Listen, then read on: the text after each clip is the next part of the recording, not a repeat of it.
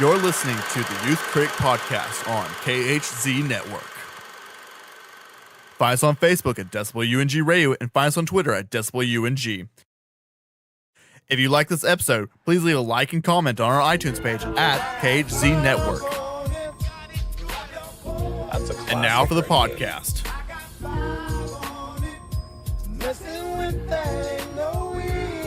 What does I Got 5 on it mean? It's about drugs. It's not about drugs. It's a dope song. Don't do drugs. Get in rhythm. There you go. There you go.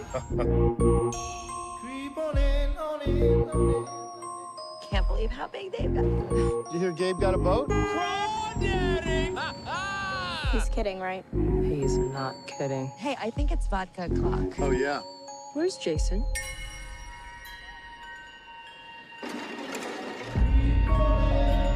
Jason? Where were you? I didn't know if you were lost. Stick with me, and I'll keep you safe.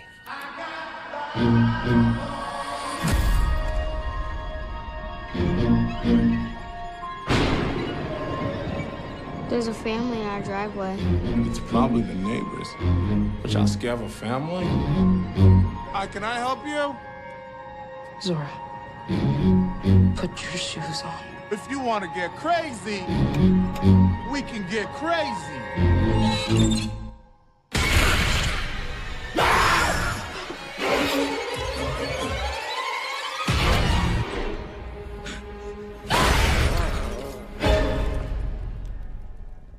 What are you people? It's us. Hello, everyone. Welcome to the Youth Critic podcast. I'm your host, Kale Smith. Joining me this week is Tony No. Tony, yes. Tony, no. Yes. and today, Tony, what movie are we talking about? We are talking about Us, made by Jordan Peele and company. Oh, nice. So, with that, so for the Us podcast, we know that people are still watching the movie, and people are still kind of finding the movie, and also the people that have seen it have also been still very coy about what they say because they don't want to spoil it for the people that are going to continue seeing it. But we will have a spoiler section at the end of the show. But before then, Tony, what are your non-spoiler thoughts on Us? Like general thoughts. My non-spoiler thoughts. The first impression that the movie made to me was the cinematography of the movie in general. Just overall, you could take any frame out of the movie and you could just have it as a picture. None of the frames look out of place. None of the frames look bad. Kind of like Spider-Verse. And that was the one thing that stuck out to me the most about the movie. Non-spoiler wise. For me, non-spoiler wise, I really love the movie, but not just because of the craft, but also because I love the themes of it. This is a lot more dense, I would argue, than Get Out, and also I think Jordan Peele goes from a director for me, the biggest problem I had with Get Out was a movie that I still very much liked. The biggest issue I had was once you saw that opening in Get Out where Lakeith Streffield's character gets kidnapped, you kind of know what the movie is at that point, and you kind of already are just waiting for Daniel Kaluuya's character to basically catch on to what's actually going on. And that's 2/3 of the whole movie. Yeah, because in the trailer of Get Out, they basically just spoiled the whole entire movie without like getting to what they wanted. And with Us, the trailer is just the tip of the iceberg per se of what the movie is. I would even argue that even the marketing campaign for this movie is an improvement on Get Out because, like you said, the Us trailers only give like a fraction of what this movie's about. It only gives you like just the bare bones ideas. And even when Jordan Peele was kind of talking about the movie, he was only just like referring to little bits and pieces of the movie. And even now, like even Peele's like, I'm not really, I'm going to let everyone kind of speculate and theorize about us. And then, you know, maybe down the road, I'll talk about it. But for now, I'm just like, I'm letting everyone just kind of, you know, take it as art and then critique it as art. And then we'll come at it later. I feel like with the marketing campaign for this movie was better, but I feel like the big appeal for Get Out was the fact that Jordan Peele was he's an independent director, correct?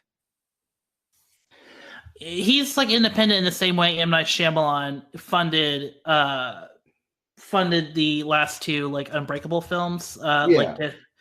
He's independent in that regard, in that he made some deals with Universal to fund the films on his own, and that's how like he's been able to make like Get Out, and then ultimately because of Get Out's success, he was able to fund Us as well. Yeah, and so the thing about Get Out was that it was an African American director, which is kind of groundbreaking at this point, because we haven't seen any other real groundbreaking movies other than, and it was along with the hype of Black Panther too. So I feel like it was a great time for Get Out to start its marketing campaign.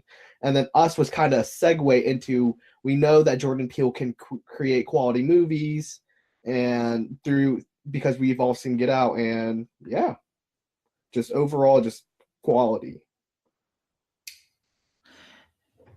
Yeah, and that was kind of and so going into that, and now that he's even being ushered in as like the new person leading the new like Twilight Zone series for CBS All Access, we now kind of get this second sophomore feature film before we get into his episodic series in the Twilight Zone.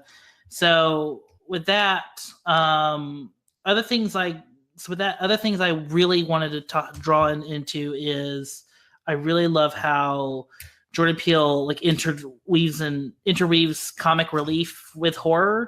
This movie gets titled as like a horror comedy, and even Get Out gets kind of woven in as a horror comedy. I think both Get Out and Us are more horror films that just so happen to have comic relief. I think that is a very valid statement, because can we go to spoilers yet, or is that a no-go? Is it like a big spoiler? Not really. It's just talk about the dad. Okay, yeah, you can talk about it. Okay, so the dad in the movie basically just acts like he is the epitome of comedic relief, like, because he just cracks jokes, which in a movie would just be very suspenseful, very, very just thriller-like moments, but he just makes classic jokes, and I feel like that is a big contribution to why I like the movie, and probably you too. Well, for me, the reason why I like Winston Duke's character, Gabe, is I really love how in the movie, like, he is basically like, it's Lupita Nyong'o's story. It's her character's story, Adeline's story, of how like she is there to protect her family, and Gabe is also there and does contribute, but he's the comic foil to Adeline's to strong, you know, like her strength. So strength and, you know, servitude. Is that a word? Yes, it is. So kind of like the loyalty to her family type deal. Yes. Yeah. So that's why I really like that dynamic very well. It works, and then I like that whole family dynamic because every family member has something to do. You don't have the little boy just jumping around in deep tension-filled moments. Like, everyone's very proactive in their own way. Like the girl, she very much, you know, it's established early on that she's a track, like she runs track. So of course, you know, she runs away from her tether, which we'll explain in just a little bit. And that gets used very well. And then, it's very much, there's a lot of setup and payoff with the characters. And even the little boy gets like a moment where he gets a little setup moment, and then that's paid off. And it's a great, using the elements not only of that's in your script, but also director realizing I can use this to set up, this thing later, but use it in a way that's not like drawing attention to it too much. In a way that's like that's showy and look at me kind of way. And that's kind of what I like about Jordan Peele, is that he knows how to like do these certain things and then have them work in later into the story. And that's what I kind of find so creative about Us is the kind of the creativity of the script and how efficient but also laid out and well paced everything is. Everything still breathes. Everything is laid out in perfect details of this movie. And has a finale that's just intense and scary, but also emotionally heartfelt.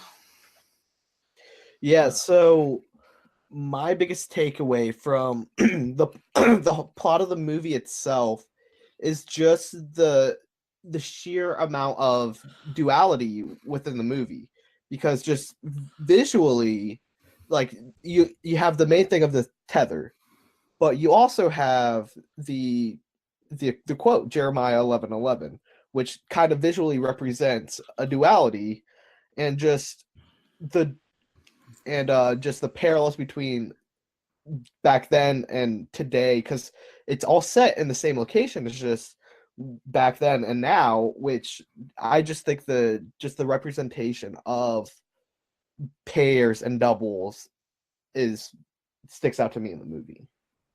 Yeah, I think that.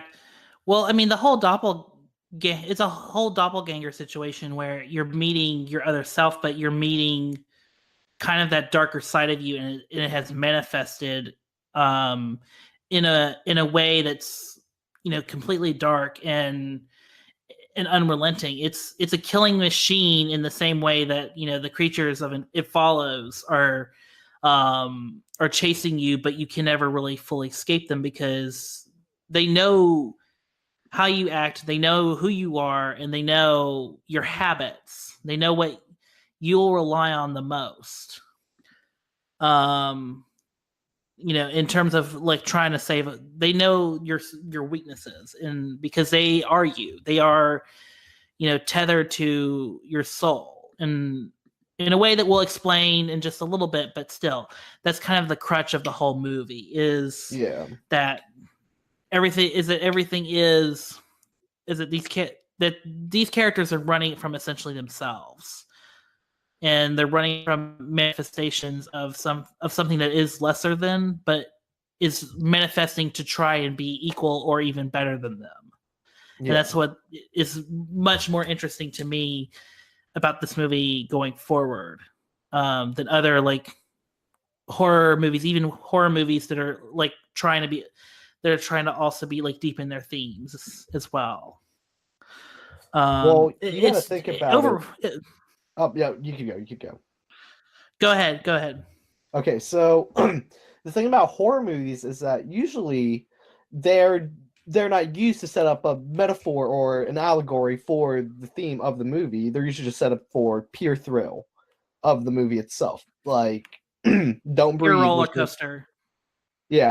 Don't Breathe was just pure built off on your emotion, not built off on like hiding themes or stuff like that. But that's what makes this movie so interesting, is that the fact that he's able to use all these things and pieces just so that we can depict and pick from what we want to take out of the movie while as we're watching it or after as we're discussing, like now. Mm-hmm.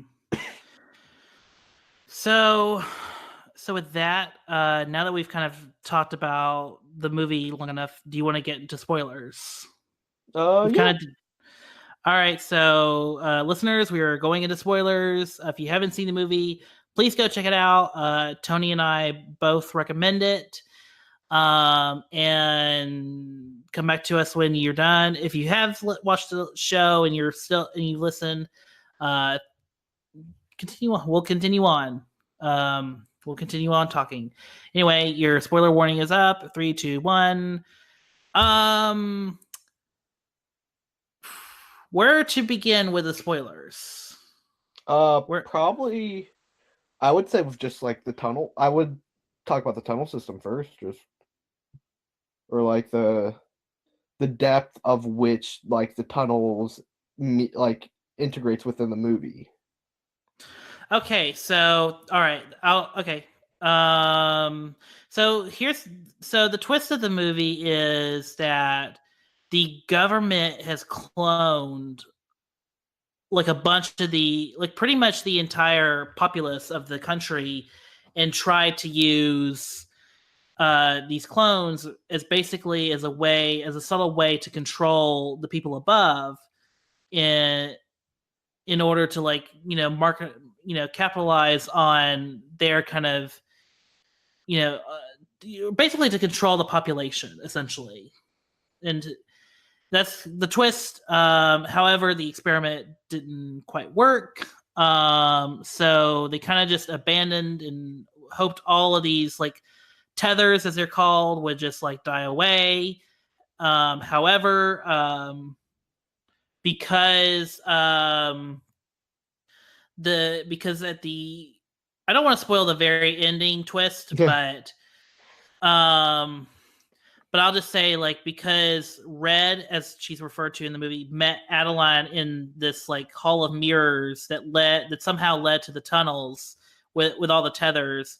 Because they had that encounter, it sparked essentially this like, domino effect of now we're going to spend 30 something years on basically coming out and being a part of manifesting into our own rebellion against the country that has essentially forgotten us, the country that cloned us, that made us, that formed us, and now we're gonna strike back at them to take the place of to kill our tethers, and then show basically the people that have created us that we're here and we are, and we're not leaving. We are just as we're Americans essentially, as Red says in one of the scenes earlier in the movie.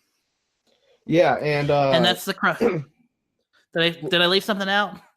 Oh, I was just gonna go off and say that like they say explicitly in the movie, like the tethers, they say, like when the real one asks the tether, "What are you guys?" She says, "We're Americans," which goes back to one of the hiding themes of the movie, which is just inherent racism, which it's like a deeper theme, but just how racism is built into the system, like inherently built into the system, because like they serve as the metaphor of the black people who have basically just been like hidden away for so long, and now they come back to rebel, kind of like the Black Panthers and that type of deal. But that's a whole nother episode.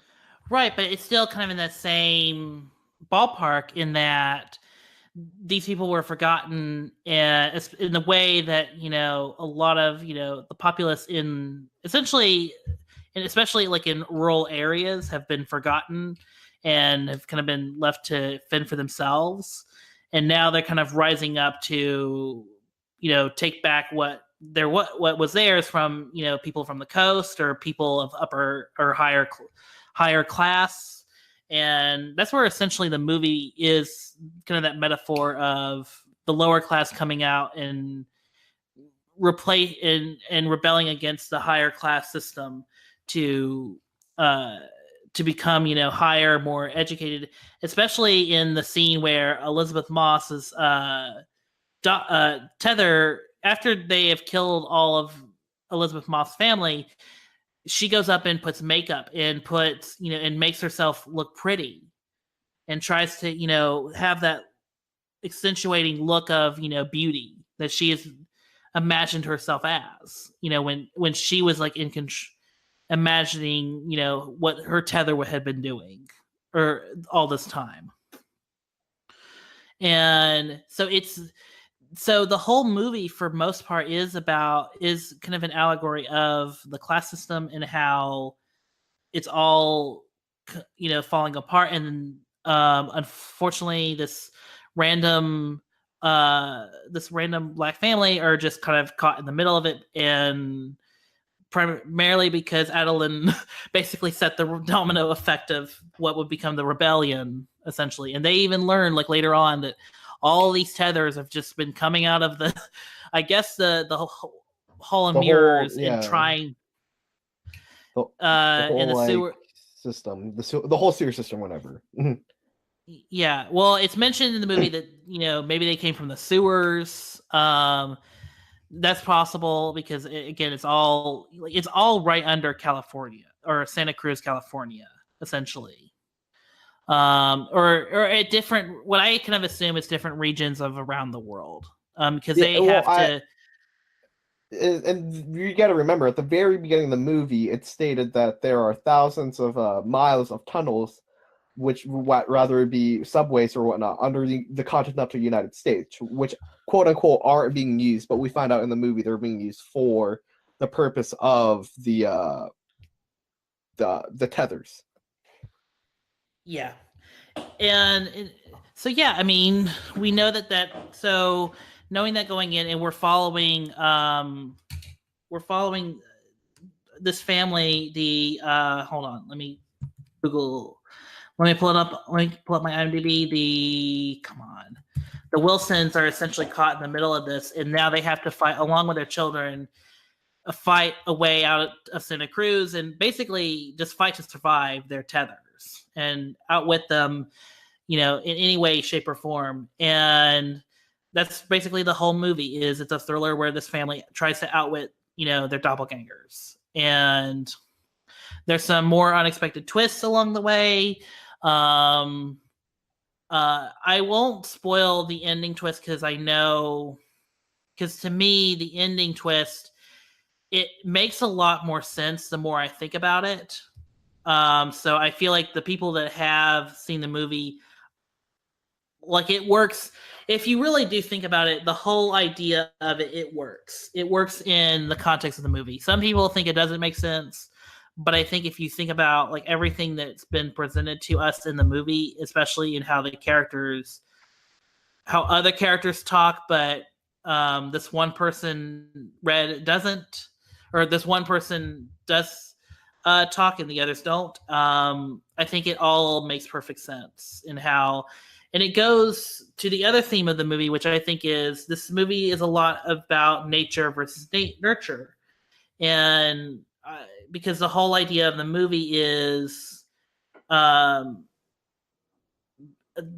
Adeline was kind of raised in an environment where she got to express herself. She got to express her true self and become in her true identity through ballet, which is, of course, an art form where she gets to express, and basically learn how to tell her own inner demons and go through her own trauma of that experience in seeing her doppelganger. So to me, the whole movie is about nurture, where nature versus nurture, where in a nurturing world, she becomes better. But in Adeline's or Red's case, she is basically she's essentially raised in hell, essentially. I mean, when you eat rabbits every day for every day on days on end, I'd become a little bit stir crazy. Yeah, and it's not even cooked rabbit. I don't think raw rabbit. So it's essentially a nature versus nurture story, and I do think the ending works on that theme even better. But I think the two, and I'm sure there are more like themes in the movie per se of what Jordan Peele is trying to throw in, because again, this movie is like Jordan Peele is like just throwing as much into the movie as possible, which is great. But the two like ones that I kind of took away is the nature versus nurture theme and the class wars, kind of the war against the classes. Yeah, and I feel like I it's a topic that divulge into if we could spoil the ending, but I feel like just like the dad, my weirdest takeaway was the white family. Do you remember their names? Adeline, Gabe, and then the children are Zora and Jason. No, I'm talking about the white family from like their neighbors. Oh, sorry. Kitty and Josh, and then their daughters, Becca and Lindsay. Okay, so Josh, his character's his character's tether, the cool. I feel like, well, not really cool. I would say the weirdest thing is he did the thing where when the white wife was about to die, he took he was like stuck his hand out like he was gonna like try and help her, but he went back and like brushed his hand through his hair, kind of like a joke, like a cruel joke. But I feel like that's I don't know where he would have learned that move, because that's more of you learn that through society. Like that's a trait that you learn through society, like jokes. But he didn't have access or the means to have learned that through his environment in the tunnel system. So that's where I'm kind of confused about. But I thought it was great comedic relief, but nonetheless. I don't know how to answer that other than, because I mean there are some things that don't quite make a whole lot of sense, but they're minor things. So like the scene, like going back, like the scene where Kitty's tether sees her husband die, she has that moment of like tears, but then she goes from tears to laughter in a split second. Well, I think that's because they just don't have peer contained emotion, because that's something you learn by, like, it's nature versus nurture. You learn that through nurture, through like a family, to like control your emotions.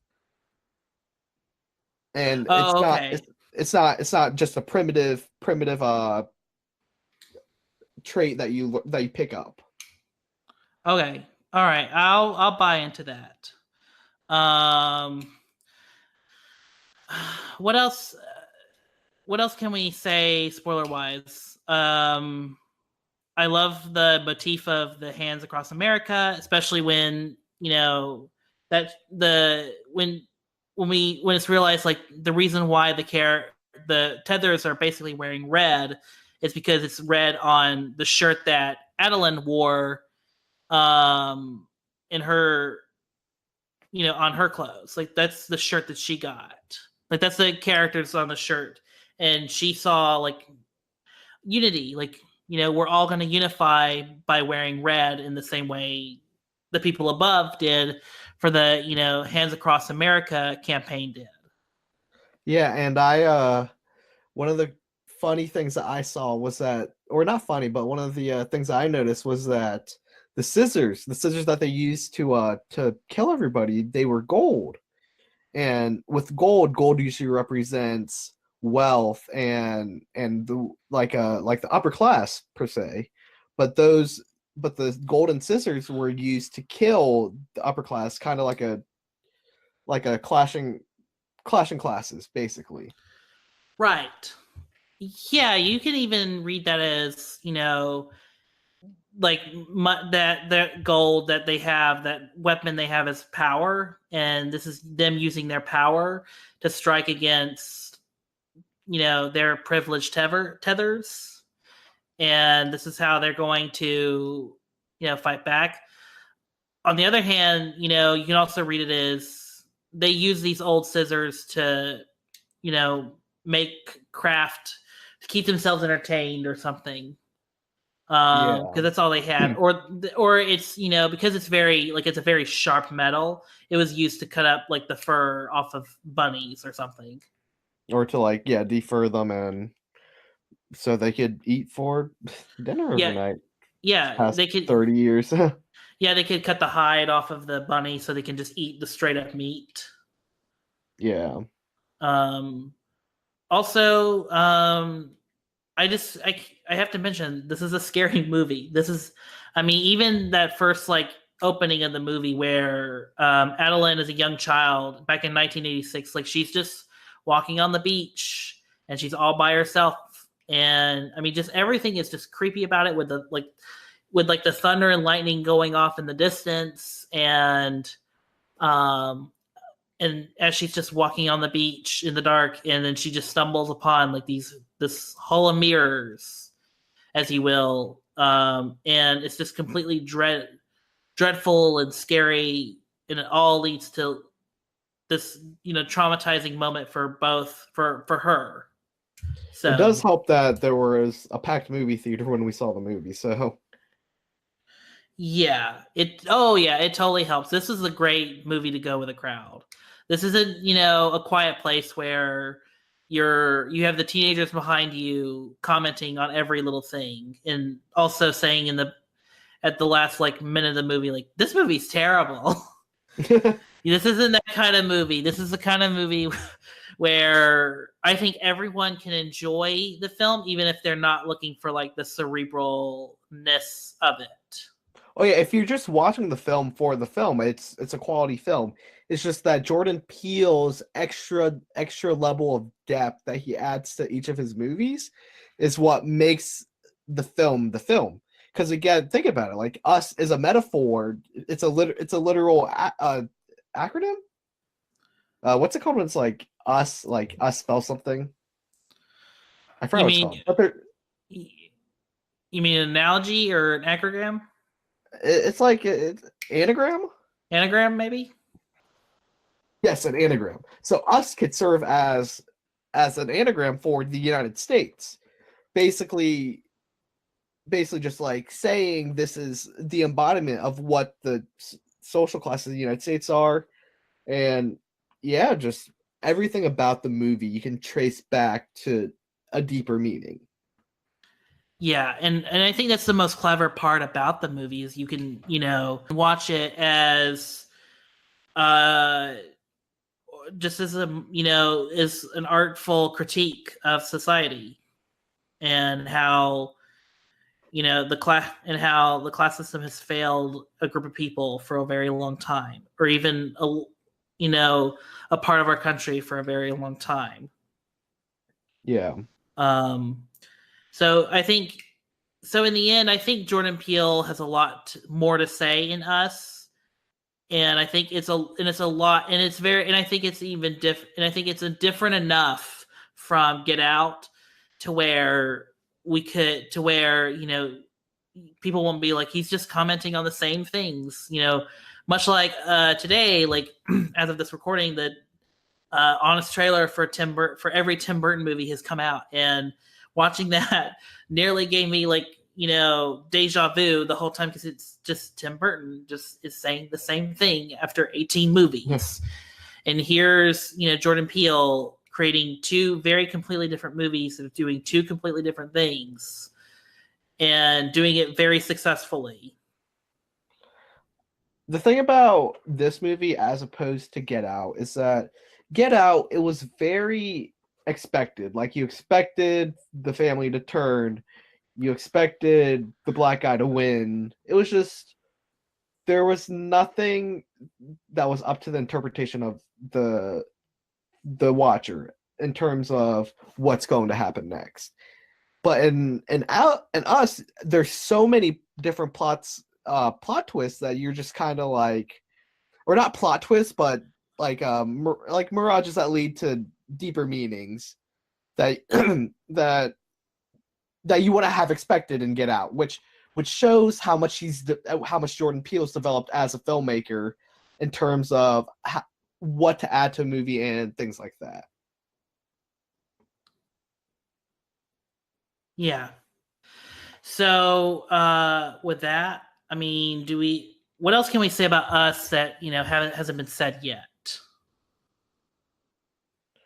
I mean, to get a good grip on how the movie's going to be, is watch it yourself. Yeah, you just have to watch it yourself. There's no, it left me in a state of this, like trying to go through and dissect what happened in the movie. That's how I felt through post movie. Is I need to figure out why all of this stuff was happening in terms of the social aspects in correlation to society. Okay.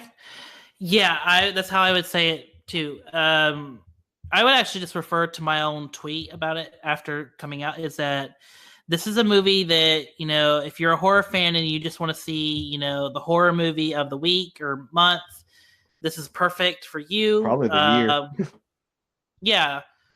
Well, I mean, there's going to be other horror movies come out this year.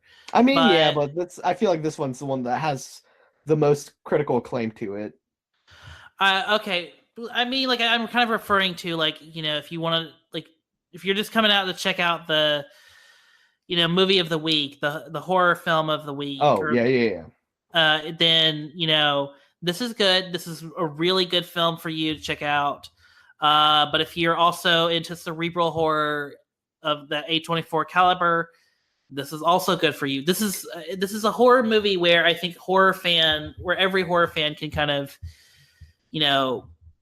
every horror fan alike can, have fun with it and take something away from it. And I think that's the power of Jordan Peele as a director, is making a horror film that hits like the four quadrants of the different, like, circle, the different, like, groups of, horror fans that are out there. So kudos to Jordan Peele. And I hope that Twilight Zone is really good. I really hope I hope it's really good. I hope it's Black Mirror, but better. Yeah. Anyway, so with that, Tony, if you don't mind, where can people find you on Twitter? At Tony No _01, or on Instagram at the Tony No, and yeah, those are my social medias.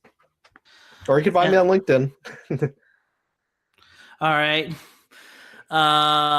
And you can find me on Twitter at Movie Kale. You can also follow the show at the Youth Critic, and then you can also follow the channel that distributes this podcast at KHZ Network. Thanks, everyone. We'll be back with you very soon with either a Shazam review or a Dumbo review. We'll flip a coin. Yeah, we'll probably. Yeah, after seeing that honest trailer, I'm like, oh, God. You'll have to do the Shazam one. I'm stepping out of the Shazam one. All right. I'm just like, I just don't want to. Now I'm like, oh God. Now you're right. Dumbo's gonna be the same movie as every other Tim Burton movie. Dang it. All right. Well, with that, thanks everyone for listening. We'll be back very soon. They look exactly like us. They think like us. They know where we are.